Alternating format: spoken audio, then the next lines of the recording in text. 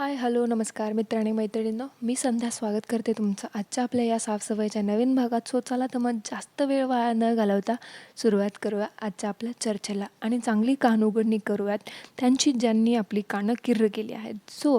मंडळी, तुम्हाला तर माहितीच असेल की आता व्लॉगर्स लोकांच्या दुनियेमध्ये ना प्रेग्नन्सीचा ट्रेंड चालू होता.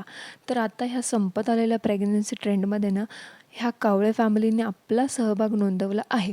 आता तुम्ही म्हणाल की ही कावळे फॅमिली कोण? तर मी कोमल ओम सावळे ह्यांच्याबद्दल बोलत आहे. आता प्रेग्नन्सी ट्रेंड ह्या लोकांपर्यंत खूप उशिरा पोचला ना, तर ही लोकं तर त्यात काय करणार? कारण तो कावळा, डोमकावळा ह्या कोंबडीतून आणि त्या घरातून बाहेर पडला तर ह्याला कळेल ना की बाहेर आजूबाजूला काय चालू आहे ते.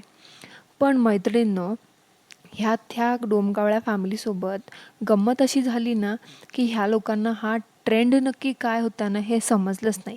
तर बघा, मग आता ह्या ट्रेंडमध्ये ना आपला सहभाग नोंदवायचा होता आणि खोट्या खोट्या प्रेग्नन्सीचे व्लॉग बनवायचे होते, प्रेग्नन्सी किट्सचे प्रमोशन करायचे होते व्ह्यूजसाठी आणि व्ह्यूज वगैरे वाढवून डॉलर्स कमवायचे होते. पण ह्या कावळे फॅमिलीला हे समजलंच नाही.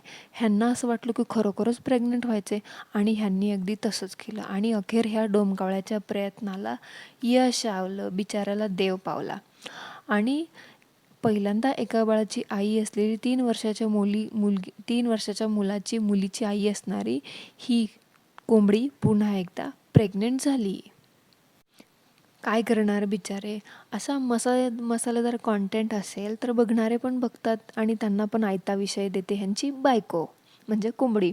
आज उलट्या होत आहेत, करा नवीन ब्लॉग. आज कसं तरीच होतंय, करा नवीन ब्लॉग. आज पाय दुखत आहेत, नवीन ब्लॉग. रिपोर्ट्स आले, नवीन blog. Urine test, blood test, नवीन ब्लॉग.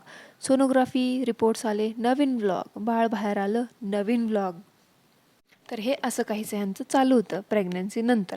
कारण पेड प्रमोशन तर ह्यांच्यापर्यंत येतात, पण ते काय परत परत येत नाहीत. एकदा आले की मला तर वाटत नाही ह्यांची फालतू ॲक्टिंग बघून ह्यांना त्यांचे पैसे पण मिळत असतील. बाकीचे पेड प्रमोशन नंतर येणं तर लांबच राहिलं. नवीन कॉन्टेंट बनवायला मेहनत कशाला घ्यायची आणि उगाचच कष्ट कशाला घ्यायचे. त्यामुळे बायकोला एकदाच प्रेग्नेंट करायचं आणि 10 महिने आयत्या कॉन्टेंटवर हात मारून घ्यायचा. मंडळी, दिस इज कॉल्ड स्मार्टनेस. नाहीतरी मी बघा, रोज कॉन्टेंटसाठी ना ह्याचं त्याचं जाऊन पेज शोधत बसावं लागतं. चला तर मग वळूया बाजूला दुसऱ्या विषयाकडे. तर नेहमीसारखा ह्यांनी पण आपल्या प्रेग्नन्सी रिव्हील करायची ट्रिक बाहेर काढली, जुनी पुराणी. अगोदर केलं आहे ना, त्यामुळे प्रॅक्टिस असतं म्हणून तेच सगळं जुनं परत बाहेर काढायचं.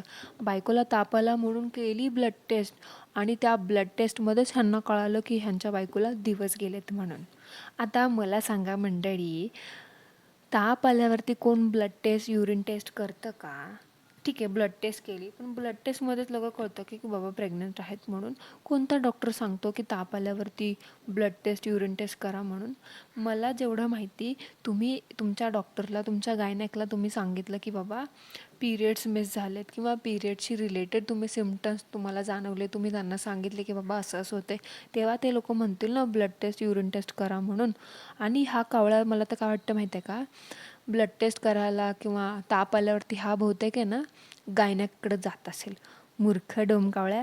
ह्याला ना आणि ह्याच्या फॅमिलीला, त्या ती कोंबडी थोबाडावरून दिसते एवढी, पण तिला चतुर आहे बरोबर. ह्या म्हणून म्हटलं, ह्या कावळ्याला आणि त्याच्या फॅमिलीला ना लोकांना चुना कसं लावायचं आणि त्यांना येड्यात कसं काढायचं ना हे चांगलं कळतं. गेली मागची 4 वर्ष तर ह्यांनी पहिली प्रेग्नन्सी, पहिलं बाळ ह्याच्यामध्ये कॉन्टेंट सगळं 4 वर्ष घालवलं आणि आता पुढची 4 वर्ष दुसरी प्रेग्नन्सी, दुसरं बाळ ह्याच्यावर घालवणार.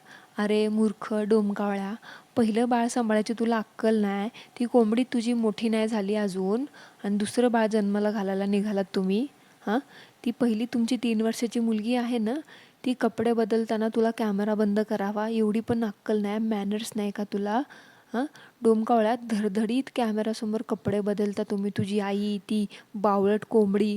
थोडं पण तुम्हाला लाजा वाटत नाहीत का? अरे बेसिक मॅनर्स आहे, थोडी अक्कल पाहिजे. लहान असली म्हणून काय झालं? आणि 3 वर्षाची मुलगी लहान नाही आहे. तिचे ऑन कॅमेरा असे कपडे नका बदलत जाऊ, कळलं का? वरचं टॉप बदलता, टी शर्ट बदलता, ते कपडेच बदलणं झालं ना. तुम्ही कुठल्याही व्लॉगमध्ये जाऊन बघा मंडळी, धडधडीत ते कोणी कपडे बदलत असेल ना, हा नीच माणूस तिथे जाऊन कॅमेरा घेऊन जातो. ह्याला एवढं कळत नाही की बाबा कॅमेरा बदलावा. किंवा चल आईला वगैरे मुलांना कळत नसेल तर त्यांना म्हणावं की बाबा मी कॅमेरा चालू आहे, बंद कर. चल ठीक आहे, तुला नसेल चुकून रेकॉर्ड झालं असेल, कारण तुमच्या घरात 24 तास कॅमेरे असतात. पण तुला एडिटिंग नावाचा प्रकार माहिती आहे, त्याच्यामध्ये तू तो भाग कट करू शकतोस ना. काय फरक पडणार का? आता तू हे पण करायला लागतोस, कपडे बदलणार दाखवणार का, ते पण मुलीचे लहान. भिकारड्या, एवढी कशाची कमी आहे रे तुला? हां, एवढा माज दाखवतोस ना. ती लहान मुलगी आहे आणि मुलगी आहे ह्याचं भान ठेवा थोडंसं. पैशामुळे एवढं पण माजून नका जाऊ. आणि मला सांगा, ह्या कोंबडीला त्या दिवशी 101 डिग्री ताप होता, त्याच्यावरती व्लॉग बनवलात तुम्ही. त्या व्लॉगमध्ये हिच्या थोबाडावरचं पांघरून निघत नव्हतं. ती सासू, ती म्हातारी मागून तो डोमकावळा बोलत होता की अगो उठ उठ कोमल, उठ कोमल. पण ही कोंबडी हल्ली पण नाही. आणि जसं की आयफोन वाजला आणि तो डोमकावळा बोलला की हे बघ कोंबडे, तुझ्या आईचा फोन आहे, की लगेच ही आपली कोंबडी ताड करून उठून बसली. काय गं ए ढोंगी कोंबडे, कुठे गेला होता तुझा तो 101 डिग्री ताप? आणि काय रे डोमकावळ्या, तुला कधी बायको भेटली होती का नव्हती? त्या कोंबडी पुढे तुला तुझी आई पण दिसत नाही का? त्या आईला म्हणतोस, आई कोंबडीसाठी जेवायला आण ग. त्या माऊलीला कधी विचारलंस का की जेवलीस का आई? का त्या तुझ्या लाडक्या कधी कोंबडीने कब्बर चहा विचारला तुझ्या आईला? दिवस रात्र ती तुझी माऊली, ती आई घरात काम करत असते. त्या आईने, त्या सासूने त्या कोंबडीला आवाज दिला ना, तर ती कोंबडी जागची हालत पण नाही. थांबा की अशी म्हणत असते. आणि म्हणे माझी कोंबडी किती त्या आहारी जावं रे बायकोच्या. तुझी ती बायको अजून थोडी उजवी असते ना, मग तर तू तुझ्या आईला घराबाहेरच काढलं असतं. आता तर पार डोरमॅटच बनवून ठेवलंस. पण ती कोंबडी जरा दिसायला त्याचं थोबाड नीटनेटकं असतं ना, मग तर काय खरं नव्हतं तुझं. शेवटी काय, तुझ्यासारख्या लोकांना बायको भेटली तेच तुमचं नशीब.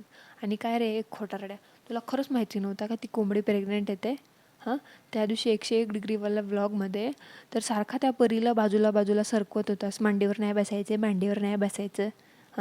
त्या कोंबडीच्या मांडीवरतून ढकलत होतास. बघा आता, ह्याला आधीच माहिती होतं हे उघड दिसते. ह्याला जर माहीत नव्हतं याची बायको प्रेग्नंट आहे, मग का बसू देत नव्हता त्या मुलीला त्या आईच्या अंगावरती? ती त्याचीच मुलगी आहे ना, बसू द्यायचं होतं. मांडीवर बसलेली असा काय फरक पडणार होता? ह्याला माहीत होतं की ह्याची बायको प्रेग्नंट आहे, पण ते कसं ना 1760 ब्लॉग बनवून दाखवायचं की सगळं अचानक घडलं म्हणून. बरोबर ना? हे डोमकावळ्या, हे असं सगळं अचानक झालं असतं ना, तर मग काय बघायचंच काम नव्हतं.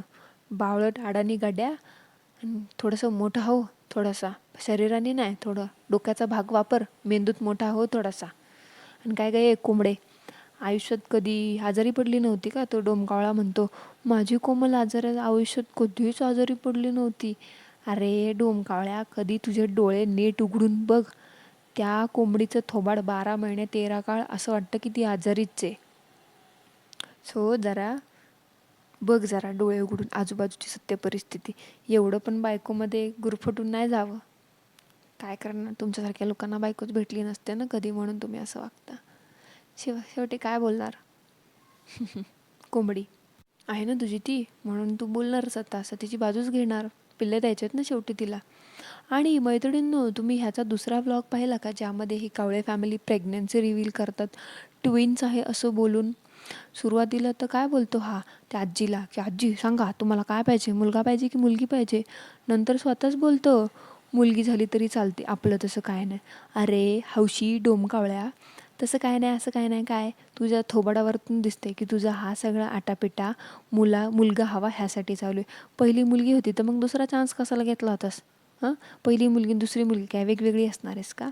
बरोबर, असं उघड सांगितलं की मला मुलगा पाहिजे म्हटल्यावरती लोक चपलीने हाणतील ना. म्हणून आपलं बोलायचं चालते. तुला काय वाटतं रे? तुला बघणारी सगळी लोक काय बोळ्याने दूध पितात का?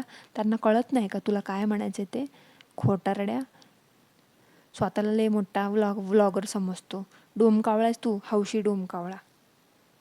आणि काय तर मोठी कामगिरी केल्यागत झेंडे काढून आल्यासारखं ते लाजत गाजत पार फुगिरीने सांगतोय की आम्ही प्रेग्नंट आहोत म्हणून. कुठल्याही गोष्टीचं कौतुक करणे एकदाच असतं. 4-4 वेळा ते म्हणतात ना, 4-4 वेळा केलं ना ते असं म्हणतात रोजचंच मडण त्याला कोण रडं. हे असं झालं, दर 2 वर्षांनी तुम्ही प्रेग्नंट होणार आणि तुमचं काय कौतुक म्हणे. आणि त्या कोंबडीमध्ये मला सांगा, एवढी पिल्लं द्यायला जीव तरी शिल्लक आहे का? तिच्या तोंडातून नीट आवाज निघत नाही, तिच्या तोंडावरची माशी उठत नाही आणि निघाली पिल्लं द्यायला. अरे तुमच्याकडे जे पहिलं पिल्लू आहे ना, तुमच्या नशिबात एवढं गोंडस, त्याला सांभाळा आधी. त्या पिल्लाचा विचार करा आणि नंतर अजून पिल्ले जन्माला घाला.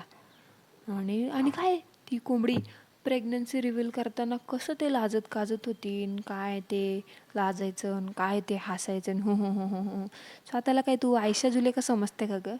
हां, तो डोमकावळा 10 वेळा तुझ्या तोंडासमोर कॅमेरा आणतोय तर म्हणायचं ना, एवढं काय लाजायचं होतं? करताना तुम्हाला लाजा नाही वाटला, मग जग जाहीर करताना लाजायचं कशाला? हां, उगाचच सांगायचं की बाबा दिवस गेलेत म्हणून. साधं संपलं. एक्सपिरियन्स आहे ना, पहिल्या वेळेस केलंच आहे ना तुम्ही हे असं. मग दुसऱ्यांदा एवढं काय हे करायची गरज. मला काय हे पटलं नाही बाबा. लाजाळूचं झाड. जे शोभत नाही ना आपल्याला ते नाही करावं. जे करताय जे शोभतं ना तेच करावं उगाचच. आणि मंडळी मला सांगा, माझ्या माहितीप्रमाणे जेवढी मला माहिती मिळाली, जेवढं मला ज्ञान प्राप्त झालं ह्या विषयात, तर पहिल्या ब्लड युरिन टेस्टमध्येच कळतं का की ट्विन्स बेबी आहेत म्हणून. हां, आणि तुम्ही त्यांचं थंबनेल वाचलं का की ट्विन्स होणार आहेत, घरी 2 पाहुणे येणार आहेत, देवाचा आशीर्वाद. मला ना एवढं हसायला आलं माहिती आहे का ते देवाचा आशीर्वाद बोलल्यावरती. अरे डोमकावळ्या हट, देवाचा आशीर्वाद नाही, ती तुझी करणी येते. कशाला देवावरती नाव ढकलतोस?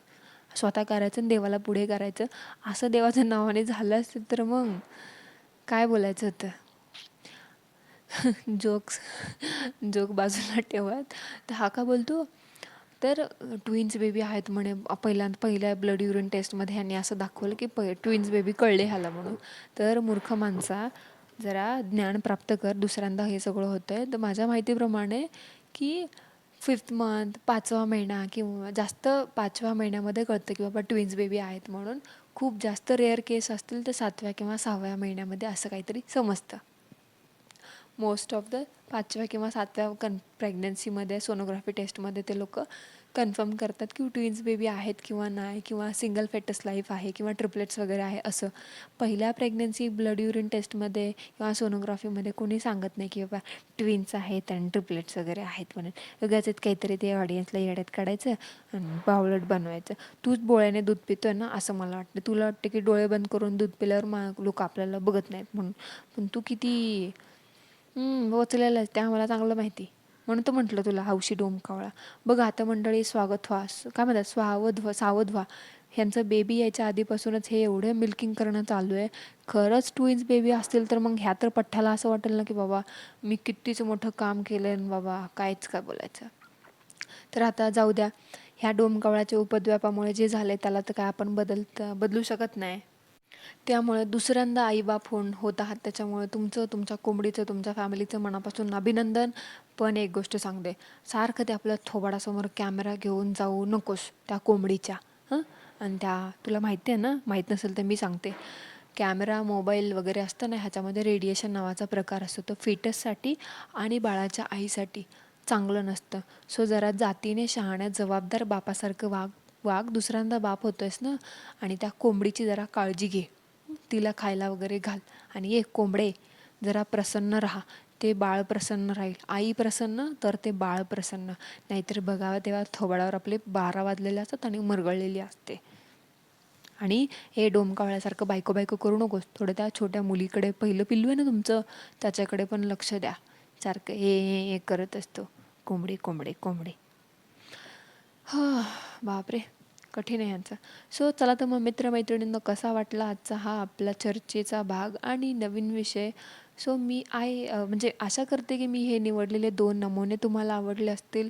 सो आवडले असेल तर मला कॉमेंटमध्ये नक्की सांगा. नसतील आवडले तरीसुद्धा सांगा. आणि आजचा हा आपला व्हिडिओ कसा वाटला मला कॉमेंटमध्ये सांगायला विसरू नका. आणि व्हिडिओ शेवटपर्यंत नक्की बघा. आवडला असेल तर व्हिडिओला लाईक, चॅनलला सबस्क्राईब करायला विसरू नका. तोपर्यंत सर्वांनी ॲज ऑलवेज काय करायचं ते करा. असेच नवीन विषय मी तुमच्यासाठी घेऊन येत राहील. थँक्यू सो मच आणि धन्यवाद.